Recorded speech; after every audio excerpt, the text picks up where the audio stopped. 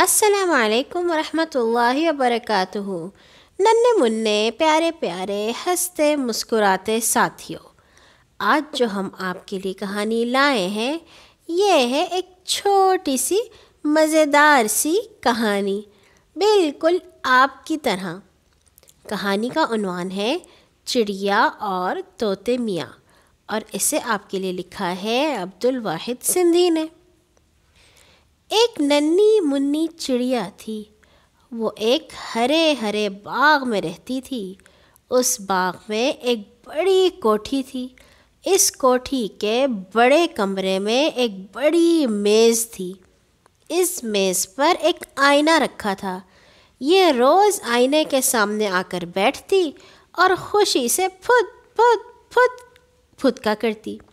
ایک دن اس کی نظر اچانک اس آئینے پر جا پڑی۔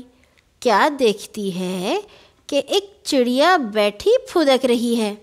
ایسا معلوم ہوتا تھا کہ ہو بہو اس کی چھوٹی بہن ہے، مگر اس سے باتیں نہیں کرتی۔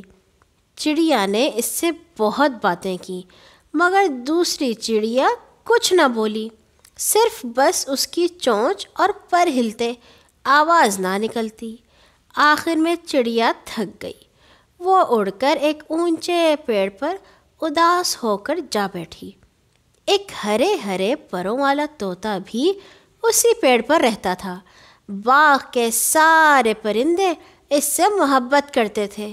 اصل بات یہ تھی کہ طوطے میاں اس باغ کے سارے پرندوں کی مدد کرتے تھے۔ طوطے نے چڑیا کو اداس اداس سا دیکھ کر کہا، ٹیں ٹیں بیٹی خیر تو ہے، آج اداس کیوں ہو؟ چڑیا پھدک کر بولی، چوں چوں نانا جان، آج مجھے ایک منھی سی چڑیا ملی تھی۔ میں نے اس سے باتیں کرنے کی کوشش کی، مگر وہ ایک لفظ بھی نہ بولی۔ میں نے اس سے کوئی غلط بات بھی تو نہیں کی، ہاں اس سے 2-4 میٹھے بول بولے تھے۔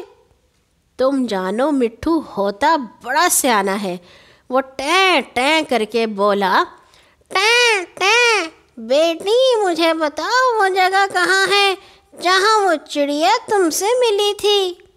چڑیا آگے آگے، میاں مٹھو پیچھے پیچھے، دونوں اڑ کر کوٹھی کے بڑے کمرے میں میز کے پاس پہنچے۔ چڑیا نے میاں مٹھو کو بتایا کہ وہ منھی چڑیا یہاں تھی۔ اب دونوں آئینے کے سامنے آ گئے۔ پہلے طوطے نے دیکھا کہ ایک طوطا اس کی شکل کا دکھائی دیا، پھر چڑیا کو اپنے جیسی منھی سی چڑیا دکھائی دی۔